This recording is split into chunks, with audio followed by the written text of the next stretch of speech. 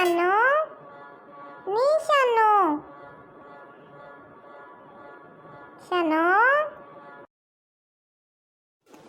पता नहीं की सोची जाती है। मैनू तो समझ ही नहीं आती। इन्नी हैरान ते परेशान बैठी सोची जाती है शानो नी शानो।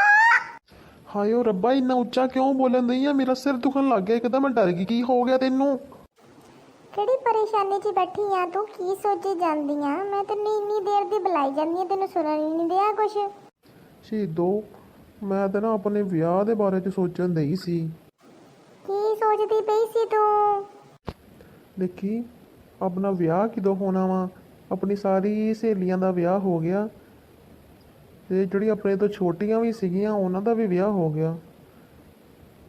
ਨਸਰੀਨ ਦਾ, ਪੀਨੋ ਦਾ, ਮੁੰਨੀ ਦਾ, ਸਾਰਿਆਂ ਦਾ ਵਿਆਹ ਹੋ ਗਿਆ। ਆਪਣਾ ਕਿਦੋਂ ਵਿਆਹ ਹੋਊਗਾ? ਆ ਨਸਰੀਨ ਦਾ ਤੇ ਪੀਨੋ ਦਾ ਤੇ ਚੱਲ ਹੋ ਗਿਆ ਵਿਆਹ। ਉਹ ਤੇ ਆਪਣੇ ਤੋਂ ਛੋਟੀਆਂ ਵਾ, ਉਹ ਤੇ ਗੱਲ ਸਮਝ ਆਉਂਦੀ ਆ। ਇਹ ਜਿਹੜੀ ਨੰਨੀ ਮੁੰਨੀ ਆ ਨਾ, ਇਹ ਆਪਣੇ ਤੋਂ ਛੋਟੀ ਕੋਈ ਨਹੀਂ। ਇਹ ਉਦਾਂ ਹੀ ਇਕੱਠੀ ਕੁੱਠੀ ਹੋਈ ਆ। ਇਹ ਆਪਣੇ ਤੋਂ ਬਹੁਤ ਵੱਡੀ ਆ। ਇਹਨੇ ਉਮਰ ਲਗੋਈ ਹੋਈ ਆ। ਇਹਦੇ ਨਾਲ ਇਹਦਾ ਜਿੰਨ ਵੀ ਮਰ ਗਏ। ਇਹ ਜਾਣ ਕੇ ਮਾਰਦੀ ਆ। ਇਕੱਠੀ ਕੁੱਠੀ ਹੋਈ? ਆਹੋ ਵਾਕਈ ਇਕੱਠੀ ਕੁੱਠੀ ਹੋਈ ਆ। ਆਪਣੇ ਤੋਂ ਮੈਨੂੰ ਤਾਂ ਵੱਡੀ ਆ। ਅੱਜ ਜਦੋਂ ਸਲਾਬ ਆਇਆ ਸੀਗਾ ਉਦੋਂ ਮੈਂ ਪੈਦਾ ਵੀ ਨਹੀਂ ਹੋਈ ਸੀਗੀ। ਇਹ ਉਦੋਂ ਪੈਦਾ ਹੋਈ ਹੈ, ਮੇਰੀ ਅੰਮੀ ਦੱਸਦੀ ਆ। ਆਹੋ। ਨਾਲੇ ਰਹੀ ਗੱਲ ਵਿਆਹ ਦੀ, ਤੇ ਪਹਿਲੇ ਕਿਹੜੇ ਝੰਡੇ ਲੱਗੇ ਬਾਕੀਆਂ ਦੇ ਵਿਆਹ ਹੋ ਗਏ। ਜਿਹੜਾ ਤੂੰ ਵੀ ਕਰਾਉਣਾ ਵਾ, ਦੀ ਮੁਸੀਬਤ ਤੇ ਪਰੇਸ਼ਾਨੀ ਆ। ਛੱਡ ਪਰਾਂ, ਸੋਚਣਾ ਛੋੜ ਦੇ। ਆਹੋ ਗੱਲ ਤੇ ਤੂੰ ਸਹੀ ਕਰਦੀ ਆ। ਮੇਰੀ ਬਰਬਾਦੀ ਆ ਵਿਆਹ ਤੇ।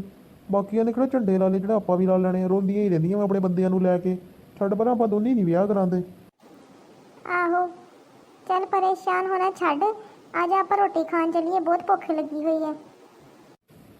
ਆਹੋ ਮੈਨੂੰ ਵੀ ਬਹੁਤ ਭੁੱਖ ਲੱਗੀ ਆ। ਚੱਲ ਚੱਲੀਏ।